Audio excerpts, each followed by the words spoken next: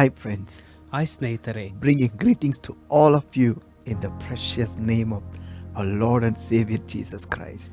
ನಮ್ಮ ರಕ್ಷಕನು ಒಡೆಯನಾಗಿರುವಂತ ಯೇಸು ಕ್ರಿಸ್ತನ ನಾಮದಲ್ಲಿ ನಿಮ್ಮೆಲ್ಲರನ್ನ ವಂದಿಸುತ್ತೇನೆ. God is good and His mercy endures forever. ದೇವರು ಒಳ್ಳೆಯವನು, ಆತನ ಕರುಣೆಯು ನಿರಂತರವಾಗಿರುತ್ತದೆ. We declared this week as a week of Father's love.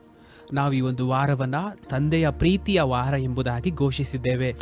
Last Sunday that we celebrated Father's Day. ಕಳೆದಂತಹ ಭಾನುವಾರ ನಾವು ತಂದೆಯ ದಿನಾಚರಣೆ ಎಂಬುದಾಗಿ ಆಚರಿಸಿದೆವು. I want to talk to you about that fathers. ಆ ಒಂದು ತಂದೆಗಳನ್ನ ಕುರಿತು ನಾನು ಮಾತಾಡಲಿದ್ದೇನೆ. Fathers are very, very important on this earth. ಈ ಲೋಕದಲ್ಲಿ ತಂದೆಗಳು ಬಹಳ ಪ್ರಾಮುಖ್ಯವಾಗಿದ್ದಾರೆ. I always say, I have two fathers. ನಾನು ಯಾವಾಗಲೂ ಹೇಳ್ತೇನೆ, ನನಗಿಬ್ಬರು ಅಪ್ಪಂದಿರಿದ್ದಾರೆ. One is the earthly father, another one is my heavenly father. ಒಬ್ಬರು ಈ ಶಾರೀರಿಕ ತಂದೆ, ಇನ್ನೊಬ್ಬರು ನಮ್ಮ ಪರಲೋಕದ ತಂದೆ. My father, I mean my earthly father. ನನ್ನ ಈ ಶಾರೀರಿಕ ತಂದೆ He really struggled so much to take care of us. ನನ್ನ ನೋಡಿಕೊಳ್ಳೋದಕ್ಕೆ ಆತನು ಬಹಳ ಕಷ್ಟಪಟ್ಟಿದ್ದಾರೆ. He used to carry load on his shoulder. ಆತನು ಬಹಳ ಹೊರೆಯನ್ನ ಹೊತ್ತಿದ್ದಾರೆ. He was a coolie in the bus stand, loading, unloading the buses. ಆತನು ಬಸ್ಗಳಲ್ಲಿ ಆ ಒಂದು ಹೊರೆಯನ್ನ ಇಳಿಸುತ್ತಾ ಹತ್ತುತ್ತಾ ಇದ್ದರು. When we were very small, ನಾವು ಬಹಳ ಚಿಕ್ಕವರಿದ್ದಾಗ we always loved to go to the bus stand, go to the market. ಯಾವಾಗ್ಲೂ ಆ ಒಂದು ಸಂತೆಗೆ, ಬಸ್ ಸ್ಟ್ಯಾಂಡ್ಗೆ ಹೋಗಲು ಇಷ್ಟಪಡುತ್ತಿದ್ದೆವು. But my father will never allow to go to the bus stand. ಆದ್ರೆ ನಮ್ಮ ತಂದೆ ಯಾವತ್ತೂ ಕೂಡ ಆ ಬಸ್ ಸ್ಟ್ಯಾಂಡ್ಗೆ ಹೋಗಲು ನಮ್ಮನ್ನ ಬಿಡುತ್ತಿರಲಿಲ್ಲ. He always shouted at us. ಯಾವಾಗ್ಲೂ ನಮಗೆ ಬೈತಿದ್ರು. We four of us, we used to sit and we grumble. ನಾವು 4 ಜನ ಅಲ್ಲೇ ಕುತ್ತುಕೊಂಡು ನಾವು ಭಯ ಪಡುತ್ತಿದ್ದೆವು. We used to get angry on our dad. ನಮ್ಮ ತಂದೆಯ ಮೇಲೆ ನಾವು ಕೋಪ ಪಡುತ್ತಿದ್ದೆವು. Why he is not taking us? ಯಾಕೆ ನಮ್ಮನ್ನ ಕರ್ಕೊಂಡು ಹೋಗ್ತಿಲ್ಲ? Other parents are taking their children to the bus stand. ಇನ್ನು ಬೇರೆ ಪೋಷಕರೆಲ್ಲ ಆ ಒಂದು ಬಸ್ ಸ್ಟ್ಯಾಂಡ್ಗೆ ಅವರ ಮಕ್ಕಳನ್ನ ಕರೆದುಕೊಂಡು But ಹೋಗ್ತಿದ್ದಾರೆ. why dad is not taking us? ಆದ್ರೆ ನಮ್ಮ ತಂದೆ ಏನಕ್ಕೆ ಕರೆದುಕೊಂಡು We ಹೋಗ್ತಿಲ್ಲ? used to get so angry on him. ನಾವು ಆತನ ಮೇಲೆ ಬಹಳ ಕೋಪಗೊಳ್ಳುತ್ತಿದ್ದೆವು. One day, ಒಂದು ದಿನ when we grown big, ನಾವು ದೊಡ್ಡವರಾದ ಮೇಲೆ he told us. ಆತ ನಮ್ಗೆ ಹೇಳಿದನು, He told us, I don't want to take you all to the town. ನಾನ್ ನಿಮ್ಮನ್ನ ಆ ಪಟ್ಟಣಕ್ಕೆ ಕರ್ಕೊಂಡು ಹೋಗೋದಕ್ಕೆ ಇಷ್ಟ ಇಲ್ಲ. I don't want to take you all to the market. ಆ ಸಂತೆಗೆ ನಿಮ್ಮನ್ನ ಕರ್ಕೊಂಡು ಹೋಗೋದಕ್ಕೆ ನನಗೆ ಇಷ್ಟ ಇಲ್ಲ. The reason is, this is what my job was. ಕಾರಣ ಏನಂದ್ರೆ ನನ್ನ ಒಂದು ಕೆಲಸ ಇದೇ ಆಗಿದೆ. I don't want you to see me carrying loads. ಆ ಒಂದು ಹೊರೆಯನ್ನ ಹೊತ್ತುಕೊಂಡು ಹೋಗುವುದು ನೀವು ನೋಡಬಾರದೆಂದು ನಾನು ಬಯಸ್ತೇನೆ. I don't want anybody looking at you and saying he is the son or daughter of the coolie man. ಆ ಕೂಲಿ ಮಾಡುವವನ ಮಗಳು ನೀವೆಂಬುದಾಗಿ ನಿಮಗೆ ಯಾರು ಕೂಡ ಹೇಳಬಾರದು. I don't want my suffering to disturb your future. ನನ್ನ ಒಂದು ಈ ಕಷ್ಟ ನಿಮ್ಮ ಭವಿಷ್ಯದ ಮೇಲೆ ಯಾವುದೇ ಪರಿಣಾಮ ಬೀರಬಾರದೆಂದು ನಾನು ಬಯಸ್ತೇನೆ. I don't want my suffering to trouble or disturb your studies. ನಿಮ್ಮ ಒಂದು ಓದುವಿಕೆಗೆ ನನ್ನ ಈ ಒಂದು ಪರಿಶ್ರಮ ಕಷ್ಟವಾಗಲಿ ಅದು ನಿಮಗೆ ಒಂದು ಸಮಸ್ಯೆಯನ್ನ ಕೊಡಬಾರದೆಂದು ನಾನು ಬಯಸ್ತೇನೆ. That's the reason I don't want to take you all to the market. ಅದೇ ಕಾರಣಕ್ಕಾಗಿ ನಾನು ನಿಮ್ಮನ್ನ ಸಂತೆಗೆ ಕರ್ಕೊಂಡು ಹೋಗ್ತಿಲ್ಲ. That's how my father struggled. ಅದೇ ರೀತಿಯಾಗಿ ನನ್ನ ತಂದೆ ಕಷ್ಟಪಟ್ಟಿದ್ದಾರೆ. Once when there was a unloading was happening, ಒಂದು ಸಾರಿ ಅವರು ಭಾರವನ್ನ ಇಳಿಸ್ತಿರುವಾಗ someone just left the load before my father was giving hand. ಆ ಒಬ್ಬರು ನನ್ನ ತಂದೆ ಕೈ ಚಾಚೋದಕ್ಕಿಂತ ಮುಂಚಿತವಾಗಿ ಹೊರೆಯನ್ನ ಅವರ ಮೇಲೆ ಬಿಟ್ಟರು. Oh, that weight fell on his head and broke his spine. ಆ ಒಂದು ಹೊರೆಯು ಅವರ ತಲೆ ಮೇಲೆ ಬಿದ್ದು ಅವರ ಬೆನ್ನಿನ ಮೂಳೆಯನ್ನು ಕೂಡ ಮುರಿದು ಹಾಕಿತು. Almost nearly a year he was bedridden. ಹೆಚ್ಚು ಕಡಿಮೆ 1 ವರ್ಷಗಳ ಕಾಲ ಆತನು ಹಾಸಿಗೆ ಮೇಲೇನೆ ಮಲಗಿದ್ದರು. That's how he struggled to take care of us. ಈ ರೀತಿಯಾಗಿ ಆತನು ನಮ್ಮನ್ನ ನೋಡಿಕೊಳ್ಳುವುದಕ್ಕೆ ಕಷ್ಟವನ್ನ ಪಟ್ಟಿದ್ದಾರೆ. But other side I see my heavenly father. ಇನ್ನೊಂದು ಕಡೆ ನನ್ನ ಪರಲೋಕದ ತಂದೆಯನ್ನು ನಾನು ನೋಡುತ್ತೇನೆ. He left heaven for my sake. ನನಗಾಗಿ ಆತನು ಪರಲೋಕವನ್ನ ಬಿಟ್ಟು ಬಂದನು. He came to this earth as a man. ಆತನು ಮನುಷ್ಯನಾಗಿ ಈ ಭೂಮಿಗೆ ಬಂದನು. And he suffered for my sake. ನನಗಾಗಿ ಆತನು ಕಷ್ಟವನ್ನ ಅನುಭವಿಸಿದನು. They put a cross on him to carry. ಆತನ ಮೇಲೆ ಅವರು ಶಿಲುಬೆಯನ್ನು ಹಾಕಿದರು ಹೊತ್ತುಕೊಂಡು ಹೋಗಲು. The carry supposed to be carried by 4 or 5 strong men. That's how big that cross was. ಆ ಶಿಲುಬೆ ಹೆಚ್ಚು ಕಡಿಮೆ 3 ರಿಂದ 4 ಬಲಿಷ್ಠ ಮನುಷ್ಯರು ಹೊತ್ತುಕೊಂಡು ಹೋಗಬೇಕಾಗಿತ್ತು, ಅಷ್ಟು ಭಾರವಾಗಿತ್ತು. But they put it on Jesus. ಆದ್ರೆ ಅವರು ಯೇಸುವಿನ ಮೇಲೆ ಹಾಕಿದರು. And he was carrying. ಆತನದನ್ನು ಹೊತ್ತು ಸಾಗಿಸಿದನು. Before they put the cross on him, ಆತನ ಮೇಲೆ ಅವರು ಆ ಶಿಲುಬೆಯನ್ನು ಹಾಕುವುದಕ್ಕಿಂತ ಮುಂಚಿತವಾಗಿ they scratched his back. ಅವರು ಆತನ ಹಿಂಭಾಗವನ್ನ ಪೂರ್ತಿಯಾಗಿ ಅರ್ಧಾಕಿದ್ದರು. The back was broken. ಆತನ ಹಿಂಭಾಗವು ಮುರಿದು ಹೋಗಿತ್ತು. And they put the cross on that. ಅದರ ಮೇಲೆ ಅವರು ಶಿಲುಬೆಯನ್ನು ಹಾಕಿದ್ದಾರೆ. Every step when Jesus was taking, ಪ್ರತಿ ಸಾರಿ ಆತನ ಒಂದು ಹೆಜ್ಜೆಯನ್ನು ಇಡುವಾಗ the cross, the wooden cross would have been scratched his back. ಆ ಒಂದು ಮರದ ಶಿಲುಬೆಯು ಆತನನ್ನು ಹಾಗೆ ಇರಿಕಿಸ್ತಾ ಇತ್ತು. The wound already which was on his back would have been more worse. ಆತನ ಹಿಂಭಾಗದಲ್ಲಿ ಈಗಾಗಲೇ ಆದಂತ ಗಾಯ ಇನ್ನೂ ಕೆಟ್ಟದಾಗಿ ಆತನಿಗೆ ನೋವನ್ನು ಕೊಡ್ತಾ ಇತ್ತು. Oh, he was bleeding. ಆತನು ರಕ್ತ ಸುರಿಸ್ತಾ ಇದ್ದನು. That's how he suffered to take care of me. ಆ ರೀತಿಯಾಗಿ ಆತನು ಆ ಪರಿಶ್ರಮವನ್ನು ನನಗಾಗಿ ಅನುಭವಿಸಿದನು. My earthly father carried the load on his shoulder to feed me. ನನ್ನ ಭೂಲೋಕದ ತಂದೆ ನನಗೆ ಆಹಾರವನ್ನ ಒದಗಿಸುವುದಕ್ಕಾಗಿ ಬಸ್ ಸ್ಟಾಂಡ್ ನಲ್ಲಿ ಆ ಒಂದು ಭಾರವನ್ನ ಹೊತ್ತಿದರು. But my heavenly father carried the cross to take care of my entire life. ಆದ್ರೆ ನನ್ನ ಪರಲೋಕದ ತಂದೆ ಆ ಶಿಲುಬೆಯನ್ನು ಹೊತ್ತು ಸಾಗಿಸಿದರು ನನ್ನ ಪರಿಪೂರ್ಣ ಜೀವಿತವನ್ನು ನೋಡಿಕೊಳ್ಳುವುದಕ್ಕಾಗಿ. My earthly father was taking care of me very few years. ನನ್ನ ಈ ಭೂಲೋಕದ ತಂದೆ ಕೆಲವು ವರ್ಷಗಳ ಮಾತ್ರವೇ ನನ್ನ ನೋಡಿಕೊಂಡರು. But it's my heavenly father who's taking care of me still now. ಆದ್ರೆ ನನ್ನ ಪರಲೋಕದ ತಂದೆ ಇಲ್ಲಿಯವರೆಗೂ ನನ್ನನ್ನು ನೋಡಿಕೊಳ್ಳುತ್ತಿದ್ದಾನೆ. And he will take care of me furthermore. ಇನ್ನು ಮುಂದಕ್ಕೂ ಆತ ನನ್ನನ್ನು ನೋಡಿಕೊಳ್ಳುತ್ತಾನೆ. My earthly father is not called as a everlasting father. ನನ್ನ ಈ ಭೂಲೋಕದ ತಂದೆ ಶಾಶ್ವತ ತಂದೆ ಎಂಬುದಾಗಿ ಕರೆಯಲ್ಪಡುವುದಿಲ್ಲ. But my heavenly father is called a everlasting father. ಆದ್ರೆ ನನ್ನ ಪರಲೋಕದ ತಂದೆ ನಿತ್ಯನಾದ ತಂದೆ ಎಂದು ಕರೆಯಲ್ಪಡುತ್ತಾನೆ. One of the reason why Jesus came to this world. ನಿಮಗೆ ಗೊತ್ತಾ, ಒಂದು ಕಾರಣ ಯೇಸು ಕ್ರಿಸ್ತನು ಈ ಲೋಕಕ್ಕೆ ಬಂದದ್ದು to introduce God as our father. ದೇವರನ್ನ ನಮ್ಮ ತಂದೆಯಾಗಿ ನಮಗೆ ತಿಳಿಯಪಡಿಸುವುದಕ್ಕಾಗಿ.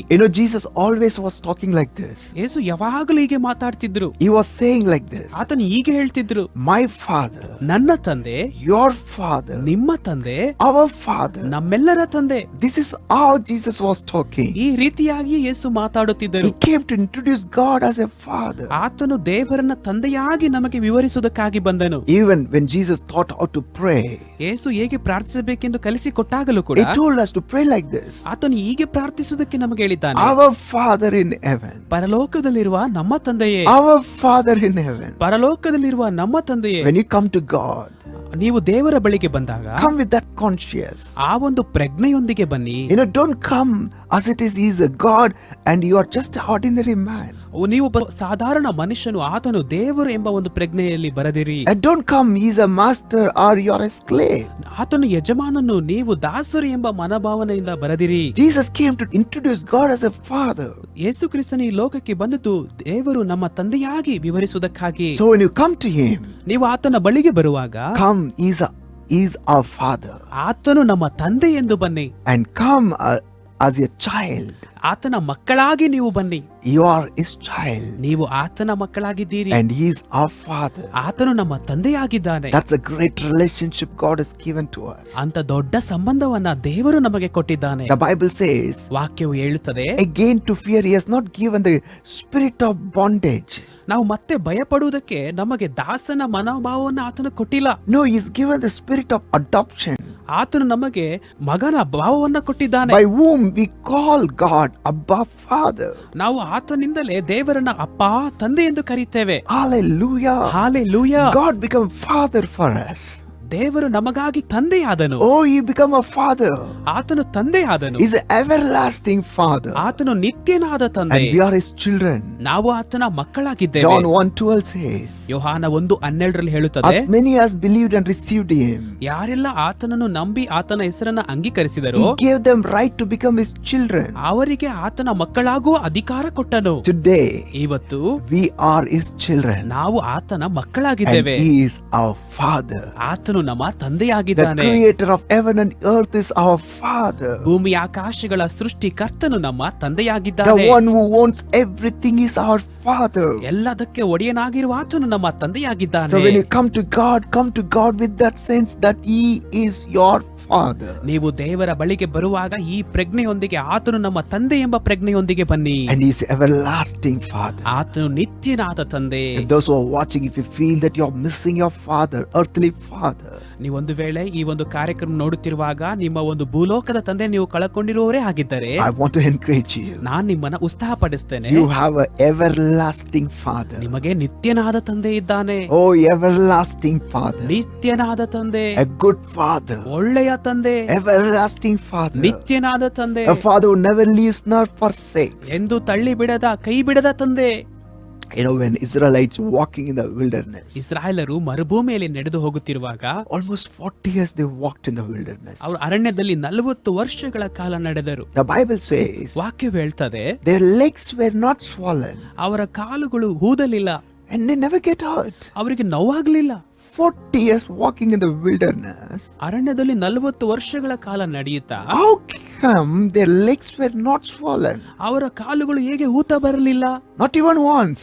ಒಬ್ಬರಿಗೂ ಕೂಡ. But 40 years they walked in the wilderness. ಆದ್ರೆ 40 ವರ್ಷಗಳ ಕಾಲ ಅವರು ನಡೆದರು. I was wondering this. ನನಗೆ ಇದು ಆಶ್ಚರ್ಯವಾಗ್ತದೆ. But once when I read the word from the Bible, ಆದ್ರೆ ಬೈಬಲ್ ಅಲ್ಲಿ ಒಂದು ವಚನ ನಾನು ಓದಿದಾಗ it was shock to me. ಅದು ನನಗೆ ಆಶ್ಚರ್ಯವಾಯಿತು. You know, if you read Deuteronomy chapter 1 verse 31, ಧರ್ಮೋಪದೇಶ ಕಾಂಡ 1:31 ವಚನವನ್ನು ನೀವು ಓದುವುದಾದ್ರೆ it says like this. ಆ ವಾಕ್ಯ ಹೀಗೆ ಹೇಳ್ತದೆ, Father, as a man carries a son, I have carried you. ಒಬ್ಬ ಮಗನನ್ನ ತಂದೆ ಹೊತ್ತು ಸಾಗುವ ಹಾಗೆ ನಾನು ನಿಮ್ಮನ್ನ ಹೊತ್ತು As ಸಾಗಿದ್ದೇನೆ. a father carries a son, ಹೇಗೆ ಒಬ್ಬ ತಂದೆ ಮಗನನ್ನ ಹೊತ್ತು ಸಾಕುತ್ತಾನೋ I have carried you and brought you until now. ಹಾಗೆ ನಾನು ನಿಮ್ಮನ್ನ ಹೊತ್ತು ಸಾಗಿಸಿಕೊಂಡು ಬಂದಿದ್ದೇನೆ ಇಲ್ಲಿಯವರೆಗೂ. Then I understood why their legs were not swollen. ಆಗ ನನಗೆ ಅರ್ಥವಾಯ್ತು ಏನಕ್ಕೆ ಅವರ ಕಾಲುಗಳು ಊತ ಬರಲಿಲ್ಲ ಎಂದು. You know why? ಯಾಕೆ ಗೊತ್ತೇ? They didn't walk. ಅವ್ರು ನಡಿಲಿಲ್ಲ. God the Father carried them. ತಂದೆಯಾದ ದೇವರು ಅವರನ್ನ ಹೊತ್ತು ಸಾಗಿಸಿದ್ದಾನೆ. That's the reason the legs were not swollen. ಅದೇ ಕಾರಣಕ್ಕಾಗಿ ಅವರ ಕಾಲುಗಳು ಊತ ಬರಲಿಲ್ಲ. 40 years God carried them. 40 ವರ್ಷಗಳ ಕಾಲ ದೇವರು ಅವರನ್ನ ಹೊತ್ತು ಸಾಗಿಸಿದನು. As a father carries a son, ಒಬ್ಬ ತಂದೆ ಮಗನನ್ನ ಸಾಗಿಸುವ ಹಾಗೆ oh, he carried us. ಆತನು ನಮ್ಮನ್ನ ಹೊತ್ತು ಸಾಗಿಸಿದನು. Do you know that? ಅದು ನಿಮಗೆ ಗೊತ್ತೇ? Our Father is carrying us. ನಮ್ಮ ತಂದೆ ನಮ್ಮನ್ನ ಹೊತ್ತು ಸಾಗಿಸುತ್ತಿದ್ದಾನೆ. You know, sometimes we forget that. ಕೆಲವು ಸಾರಿ ನಾವು ಇದನ್ನ ಮರ್ತು ಹೋಗ್ತೀವಿ. There was a man ಒಬ್ಬ ಮನುಷ್ಯನು who gone through so much problem. ಅನೇಕ ಸಮಸ್ಯೆಗಳಲ್ಲಿ ಹಾದು ಹೋದನು. And one day ಒಂದು ದಿನ he thought, ಅವನಿಗೆ ಅಂದ್ಕೊಳ್ತಾನೆ, too many problems. ತುಂಬಾ ಸಮಸ್ಯೆಗಳು. I'm not able to face this. ಅಯ್ಯೋ, ಇದನ್ನ ನನಗೆ ಎದುರಿಸಲು ಸಾಧ್ಯವಾಗ್ತಿಲ್ಲ. Let me kill myself and die. ನಾನು ಆತ್ಮಹತ್ಯೆ ಮಾಡಿಕೊಂಡು ಸಾಯ್ತೇನೆ. And he went to the beach. ಅವರು ಸಮುದ್ರಕ್ಕೆ ಹೋಗ್ತಾರೆ. He want to jump into the sea. ಆ ಸಮುದ್ರದಲ್ಲಿ ಜಿಗಿಯಲು ಆತ ನಿರ್ಧರಿಸುತ್ತಾನೆ. Then God came down. ಆಗ ದೇವರು ಕೆಳಗೆ ಬರ್ತಾರೆ. God spoke to him. ಅವನೊಂದಿಗೆ ಮಾತನಾಡ್ತಾರೆ. My son, ನನ್ನ ಮಗನೇ, don't kill yourself. ನೀನು ಆತ್ಮಹತ್ಯೆ ಮಾಡಿಕೊಳ್ಳಬೇಡ. I am with you. ನಾನು ನಿನ್ನೊಂದಿಗಿದ್ದೇನೆ. I will not leave you. ನಾನು ನಿನ್ನನ್ನ ಬಿಡುವುದಿಲ್ಲ. He said, ಆತನೇ how I know that you're with me? ನೀನ್ ನನ್ನೊಂದಿಗಿದ್ದೀಯ ಅಂತ ನನಗೆ ಹೇಗೆ ಗೊತ್ತಾಗ್ಬೇಕು? God told him, ಆಗ ದೇವರು ಹೇಳ್ತಾನೆ, turn back, look at your footprint. ನಿನ್ನ ಒಂದು ಹೆಜ್ಜೆಯ ಗುರುತುಗಳನ್ನ ನೋಡು, ಹಿಂದಕ್ಕೆ ತಿರುಗಿ. He turned back to see. ಆತನ ನೋಡೋದಕ್ಕೆ ಹಿಂತಿರುಗಿ ನೋಡ್ತಾನೆ. For his shock, there was 4 footprints. ಆದ್ರೆ ಅವನಿಗೆ ಆಶ್ಚರ್ಯ ಏನಂದ್ರೆ ಅಲ್ಲಿ 4 ಹೆಜ್ಜೆಗಳ ಗುರುತು ಇತ್ತು. And God told, ಆಗ ದೇವರು ಹೇಳ್ತಾನೆ, I'm walking with you. ನಾನು ನಿನ್ನೊಂದಿಗೆ ನಡೀತಿದ್ದೀನಿ. I am with you. ನಿನ್ನೊಂದಿಗಿದ್ದೀನಿ. He was so encouraged. ಅವನು ಬಹಳ ಬಲ ಹೊಂದಿಕೊಳ್ತಾನೆ. He went home. ಅವನು ತಿರುಗಿ ಮನೆಗೆ ಹೋಗ್ತಾನೆ. He thought immediately the problem will solve. ಆಗ ಅವನು ಅಂದ್ಕೊಳ್ತಾನೆ, ಬೇಗನೆ ತಕ್ಷಣ ಸಮಸ್ಯೆಗಳು ನೀಗಿ ಹೋಗ್ತವೆ. But the problem didn't solve. ಆದ್ರೆ ಸಮಸ್ಯೆ ಹೋಗ್ಲಿಲ್ಲ. He thought, ಅವನಿಗೆ ಅಂದ್ಕೊಳ್ತಾನೆ, God lied to me. ಅಯ್ಯೋ, ದೇವರು ನನಗೆ ಸುಳ್ಳು ಹೇಳಿದ್ದಾರೆ. God has forsaken me. ದೇವರು ನನ್ನ ಕೈ ಬಿಟ್ಟಿದ್ದಾನೆ. At this time, I'm surely going to die. ಈ ಸಮಯದಲ್ಲಿ ನಾನು ನಿಜವಾಗ್ಲೂ ಸಾಯ್ತೀನಿ. And he came to the same beach. ಅದೇ ಒಂದು ಸಮುದ್ರದ ಹತ್ರ ಬರ್ತಾನೆ. Oh, you want to jump into that water? ಆ ನೀರಲ್ಲಿ ಬೀಳುವುದಕ್ಕೆ ಪ್ರಯತ್ನಿಸ್ತಾನೆ. And he thought, last time I saw the 4 footprints. ಕಳೆದ ಬಾರಿ ನಾನು 4 ಹೆಜ್ಜೆ ಗುರುತುಗಳನ್ನ ನೋಡಿದ್ದೆ. Let me see it now. ಈಗ ಹಿಂತಿರುಗಿ ನೋಡೋಣ. When he turned back to see, ಅವನು ನೋಡೋದಕ್ಕೆ ಹಿಂತಿರುಗಿದಾಗ he saw only 2 footprints. ಆದ್ರೆ 2 ಹೆಜ್ಜೆ ಗುರುತುಗಳು ಮಾತ್ರವೇ ಇವೆ. He said, what I said is right. ಓ, ನಾನು ಹೇಳಿದ್ದು ನಿಜ ಅಲ್ವಾ? God also forsaken me. ದೇವರು ಕೂಡ ನನ್ನ ಕೈ ಬಿಟ್ಟಿದ್ದಾರೆ. See, only 2 prints are there. ನೋಡಿ, ಬರೀ 2 ಹೆಜ್ಜೆ ಗುರುತುಗಳಿವೆ. And God told him, ಆಗ ದೇವರು ಹೇಳ್ತಾರೆ, my son, ನನ್ನ ಮಗನೇ, what you seeing the 2 prints? ನೀನ್ ನೋಡ್ತಿರುವಂತ 2 ಹೆಜ್ಜೆ ಗುರುತುಗಳು It's not yours. ಅದು ನಿಂದಲ್ಲ, It's mine. ನನ್ನದು. I'm carrying you now. ನಾನೀಗ ನಿನ್ನ ಹೊತ್ತು ಸಾಗಿಸ್ತಿದ್ದೀನಿ. The problem increased in your life. ನಿನ್ನ ಜೀವಿತದಲ್ಲಿ ಸಮಸ್ಯೆ ಹೆಚ್ಚುತ್ತಿರುವಾಗಲೇ I am carrying you. ನಾನು ನಿನ್ನನ್ನು ಹೊತ್ತು ಸಾಗುತ್ತಿದ್ದೀನಿ. That is not your footprints. ಅದು ನಿನ್ನ ಹೆಜ್ಜೆ ಗುರುತಲ್ಲ, That's my footprints. ನನ್ನ ಹೆಜ್ಜೆ ಗುರುತಾಗಿದೆ. Yes, friends. ಹೌದು ಸ್ನೇಹಿತರೆ, We have a Father ನಮಗೆ ತಂದೆ ಇದ್ದಾನೆ, who carries us. ನಮ್ಮನ್ನು ಹೊತ್ತು ಸಾಗಿಸುವ When the ತಂದೆ. struggle comes, ಸಮಸ್ಯೆ ಬಂದರು, when the fearful things happens, ಭಯಾನಕ ವಿಷಯಗಳು ನಡೆಯುತ್ತಿದ್ದರು, when we don't know to walk, ನಡೆಯುವುದಕ್ಕೆ ನಮಗೆ ದಾರಿಯಿಲ್ಲದಿರುವಾಗ He carries us. ಆತನು ನಮ್ಮನ್ನು ಹೊತ್ತು ಸಾಗಿಸ್ತಾನೆ. Because He carried until now, we are alive today. ಆತನು ಇಲ್ಲಿ ತನಕ ನಮ್ಮನ್ನು ಹೊತ್ತು ಸಾಗಿಸಿದರಿಂದಲೇ ನಾವಿಂದು ಜೀವಂತವಾಗಿದ್ದೇವೆ. Otherwise, we would not be walked in that path. ಇಲ್ಲದೆ ಹೋದರೆ ಈ ದಾರಿಯಲ್ಲಿ ನಾವು ನಡೆಯಲು ಸಾಧ್ಯವೇ There ಇಲ್ಲ. was so much came in our path. ನಮ್ಮ ದಾರಿಯಲ್ಲಿ ಅನೇಕ ಅಡ್ಡ ಬಂದಿದೆ. Oh, but because He carried us, ಆತನು ನಮ್ಮನ್ನ ಹೊತ್ತು ಸಾಗಿಸಿದರಿಂದ we have come up to now. ನಾವು ಇಲ್ಲಿವರೆಗೂ ಬಂದಿದ್ದೇವೆ. And cheer up, cheer up. ಉತ್ಸಾಹವಾಗಿರಿ, He will continue carry us. ಆತನು ಹಾಗೆ ನಮ್ಮನ್ನ ಹೊತ್ತು ಸಾಗಿಸ್ತಾನೆ. He is a good Father, ಆತನು ಒಳ್ಳೆಯ ತಂದೆ, everlasting Father. ನಿತ್ಯನಾದ ತಂದೆ. He is a Father who carries us. ಆತನು ನಮ್ಮನ್ನ ಹೊತ್ತು ಸಾಗಿಸುವ ತಂದೆ. You know, ನಿಮಗೆ ಗೊತ್ತೇ, if you read Hebrews chapter 12, ಇಬ್ರಿಯ 12ನೇ ಅಧ್ಯಾಯವನ್ನು ನೀವು ಓದುವುದಾದರೆ, you know, God doesn't punish. ದೇವರು ಯಾರನ್ನು ಶಿಕ್ಷಿಸುವುದಿಲ್ಲ. He always corrects His people. ಆತನು ಯಾವಾಗಲೂ ತನ್ನ ಜನರನ್ನ A ಸರಿಪಡಿಸ್ತಾನೆ. good father, loving father, will always correct his children. ಆ ಪ್ರೀತಿಸುವಂತ ಪ್ರೀತಿ ಉಳ್ಳ ತಂದೆ ಯಾವಾಗಲೂ ತನ್ನ ಮಕ್ಕಳನ್ನ ಸರಿಪಡಿಸ್ತಾನೆ. You know, many people, we misunderstood, we portrayed God as a, like, you know, saying that God will punish you. ಅನೇಕ ಸಾರಿ ನಾವು ತಪ್ಪಾಗಿ ಅರ್ಥ ಮಾಡಿಕೊಂಡು ದೇವರು ನಿಮ್ಮನ್ನ ಶಿಕ್ಷಿಸ್ತಾನೆ ಎಂಬುದಾಗಿ ಹೇಳಿಬಿಡ್ತೇವೆ. God doesn't punish, ಆದ್ರೆ ದೇವರು ಯಾರನ್ನ ಶಿಕ್ಷಿಸುವುದಿಲ್ಲ, but He corrects. ಆದ್ರೆ ಆತನು ನಮ್ಮನ್ನ ಸರಿಪಡಿಸ್ತಾನೆ. Listen, ಕೇಳಿ, punishment comes out of revenge. ಶಿಕ್ಷೆ ಅನ್ನುವಂಥದ್ದು ಕೋಪದಿಂದ ಬರ್ತದೆ. He has done, so let him be punished. ಅವನು ಇದನ್ನ ಮಾಡಿದ್ದಾನೆ, ಅವನಿಗೆ ಮೊಯಿ ತೀರಿಸೋಣ ಎಂಬುದಾಗಿ It comes ಮಾಡುವಂಥದ್ದು. out of revenge. ಅದು ಮೊಯಿ ತೀರಿಸುವುದರಿಂದ ಬರ್ತದೆ. But the correction comes out of love. ಆದ್ರೆ ಸರಿಪಡಿಸುವಂತದ್ದು ಪ್ರೀತಿಯಿಂದ ಬರುವಂತದ್ದಾಗಿದೆ. Because if I don't correct him, ನಾನು ಆತನ ಸರಿಪಡಿಸದೆ ಹೋದ್ರೆ he will lose his life. ಅವನು ತನ್ನ ಪ್ರಾಣವನ್ನೇ With ಕಳ್ಕೊಳ್ತಾನೆ. a good intention, correction comes. ಆದ್ರಿಂದ ಒಳ್ಳೆಯ ಮನೋಭಾವದಿಂದಲೇ ಸರಿಪಡಿಸುವಿಕೆ ಅನ್ನುವಂಥದ್ದು If I ಬರ್ತದೆ. don't correct him, his future will be spoiled. ನಾನು ಇವನ ಸರಿಪಡಿಸದೆ ಹೋದ್ರೆ ಇವನ ಭವಿಷ್ಯವು ಹಾಳಾಗ್ತದೆ. That's a good father. ಅದು ನಮ್ಮ ಒಳ್ಳೆಯ Our ತಂದೆಯಾಗಿದ್ದಾನೆ. heavenly Father always corrects us. ನಮ್ಮ ಪರಲೋಕದ ತಂದೆ ಯಾವಾಗಲೂ ನಮ್ಮನ್ನ ಸರಿಪಡಿಸ್ತಾರೆ. And one thing I want to let you know, ಇನ್ನೊಂದು ವಿಷಯ ನೀವು ತಿಳ್ಕೊಳ್ಳಬೇಕೆಂದು ಬಯಸ್ತೇನೆ. when I say corrects, He always corrects only through His word. ಆತನು ಸರಿಪಡಿಸ್ತಾನೆ ಎಂಬುದಾಗಿ ಹೇಳುವಾಗ ಬರೀ ಆತನು ತನ್ನ ವಾಕ್ಯದ ಮೂಲಕವಾಗಿ ಮಾತ್ರವೇ He ಸರಿಪಡಿಸ್ತಾನೆ. always speaks through His word and corrects us. ಯಾವಾಗಲೂ ಆತನು ತನ್ನ ವಾಕ್ಯದ ಮೂಲಕವಾಗಿ ಮಾತನಾಡಿ ನಮ್ಮನ್ನ ಸರಿಪಡಿಸ್ತಾನೆ. Because some people think He sends sickness, He sends problem to correct us. ಕೆಲವರು ಅಂದುಕೊಳ್ತಾರೆ ಆತ ನಮ್ಮನ್ನ ಸರಿಪಡಿಸೋದಕ್ಕೆ ರೋಗವನ್ನ ಕಳಿಸ್ತಾನೆ, ವ್ಯಾಧಿಯನ್ನ ಕಳಿಸ್ತಾನೆ ಎಂದು. Some people say like this, through this problem God is correcting me. ಅನೇಕರು ಹೇಳ್ತಾರೆ ಈ ಸಮಸ್ಯೆಯಿಂದ ದೇವರು ನನ್ನನ್ನ ಸರಿಪಡಿಸ್ತಿದ್ದಾನೆ ಎಂದು. No, that's not the truth. ಅದು ಸತ್ಯವಲ್ಲ. Always remember, God's only way of correction His people is His word. ಯಾವಾಗಲೂ ದೇವರು ಸರಿಪಡಿಸುವಂತ ಒಂದು ವಿಧಾನವೆಂದರೆ ತನ್ನ ವಾಕ್ಯದ ಮೂಲಕವಾಗಿ. Through His word God corrects His people. ತನ್ನ ವಾಕ್ಯದ ಮೂಲಕವಾಗಿ ದೇವರು ತನ್ನ ಜನರನ್ನ ಸರಿಪಡಿಸ್ತಾನೆ. That's what we have to read the word, meditate the word, love the word, because this is the only tool God uses to correct His children. ಅದಕ್ಕಾಗಿಯೇ ನಾವು ಯಾವಾಗಲೂ ವಾಕ್ಯವನ್ನ ಓದಬೇಕು, ಧ್ಯಾನಿಸಬೇಕು. ಇದೊಂದೇ ಸಾಧನವಾಗಿದೆ ದೇವರು ತನ್ನ ಮಕ್ಕಳನ್ನ ಸರಿಪಡಿಸುವುದಕ್ಕೆ. He is an everlasting Father. ಆತನು ನಿತ್ಯನಾದ ತಂದೆ. He is the Father who carries us. ನಮ್ಮನ್ನ ಹೊತ್ತುಕೊಂಡು ಸಾಗುವಂತ ತಂದೆ. He is the Father who corrects us. ನಮ್ಮನ್ನ ಸರಿಪಡಿಸುವ ತಂದೆ. And also, ಹಾಗೆಯೇ He is a Father who gives good things. ಒಳ್ಳೆ ವಿಷಯಗಳನ್ನ ನಮಗೆ ಕೊಡುವಂತ ತಂದೆ. If you read Matthew chapter 7 verse 11, it says, ಮತ್ತಾಯ 7:11ನೇ ವಚನವನ್ನು ನೀವು ಓದುವುದಾದರೆ, if being evil people, if you give good gifts to your children, ಕೆಟ್ಟವರಾದ ನೀವು ನಿಮ್ಮ ಮಕ್ಕಳಿಗೆ ಒಳ್ಳೆ ಪದಾರ್ಥವನ್ನ ಕೊಡುವುದಾದರೆ, and how much more the heavenly Father who gives good things for all those who ask Him. ಆದ್ರೆ ಒಳ್ಳೆಯ ಪರಲೋಕದ ತಂದೆ ತನ್ನನ್ನು ಕೇಳುವವರಿಗೆ ಇನ್ನು ಮತ್ತು ಎಷ್ಟು ಹೆಚ್ಚಾಗಿ ಒಳ್ಳೆಯ ಪದಾರ್ಥಗಳನ್ನ ಕೊಡುವನಲ್ಲವೇ? This Father always gives good things. ಈ ತಂದೆ ಯಾವಾಗಲೂ ಒಳ್ಳೆಯದನ್ನೇ ನಮಗೆ ಕೊಡ್ತಾನೆ. He never gives a bad thing. ಆತನು ಕೆಟ್ಟದನ್ನ ಕೊಡುವುದಿಲ್ಲ. It's a full of good. ಆತನು ಒಳ್ಳೆತನದಿಂದ ತುಂಬಿದಂತ He ದೇವರು. is good God. ಆತನು ಒಳ್ಳೆಯ ದೇವರು. He always gives good. ಯಾವಾಗಲೂ ಒಳ್ಳೆಯದನ್ನೇ ಕೊಡುತ್ತಾನೆ. And I want to show you a portion from the Bible before I pray with you. ನಿಮ್ಮೊಂದಿಗೆ ಪ್ರಾರ್ಥಿಸುವುದಕ್ಕಿಂತ ಮುಂಚಿತವಾಗಿ ಒಂದು ವಾಕ್ಯ ಭಾಗವನ್ನು ನಿಮಗೆ ಬೈಬಲ್ ನಲ್ಲಿ ತೋರಿಸ್ತೇನೆ. Luke chapter 15 verse 11 onward. ಲೂಕನು ಬರೆದ ಸುವಾರ್ತೆ 15ನೇ ಅಧ್ಯಾಯ 11ನೇ ವಚನದಿಂದ ಹೀಗೆ ಹೇಳ್ತದೆ. Jesus told a parable. ಅಲ್ಲಿ ಯೇಸು ಒಂದು ಸಾಮ್ಯವನ್ನ And ಹೇಳ್ತಿದ್ದಾನೆ. normally when people read this parable, ಯಾವಾಗಲೂ ಜನರು ಸಾಮಾನ್ಯವಾಗಿ ಈ ಒಂದು ಸಾಮ್ಯವನ್ನ ಓದುವಾಗ, and they will always look at that prodigal son. ಯಾವಾಗಲೂ ಅವರು ಆ ತಪ್ಪಿ ಹೋದ ಮಗನನ್ನ ಕುರಿತೇ ಯೋಚಿಸ್ತಾರೆ. The second son, ಎರಡನೆಯ ಮಗ, always they think about that man. ಆ ಮನುಷ್ಯನ ಬಗ್ಗೆ ಯೋಚಿಸ್ತಾ ಇರ್ತಾರೆ. But I want to let you know, ಆದ್ರೆ ಇನ್ನೊಂದು ವಿಷಯ ನೀವು ತಿಳ್ಕೊಳ್ಬೇಕೆಂದು this ಬಯಸ್ತೇನೆ. parable is not about the prodigal son. ಈ ಒಂದು ಸಾಮ್ಯ ತಪ್ಪಿ ಹೋದ ಮಗನನ್ನು ಕುರಿತು ಅಲ್ಲ. No.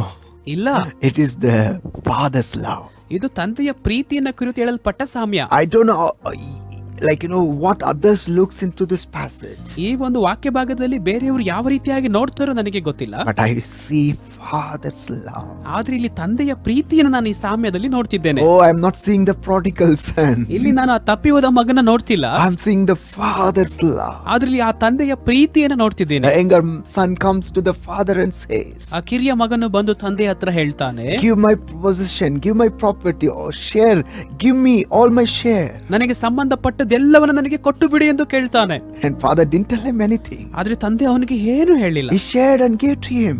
ಆತನು ಅವನಿಗೆ ಎಲ್ಲವನ್ನ ಹಂಚಿಕೊಡ್ತಾನೆ. And he took it. ಅವನು ಅದನ್ನ ತಕೊಳ್ತಾನೆ. I went abroad.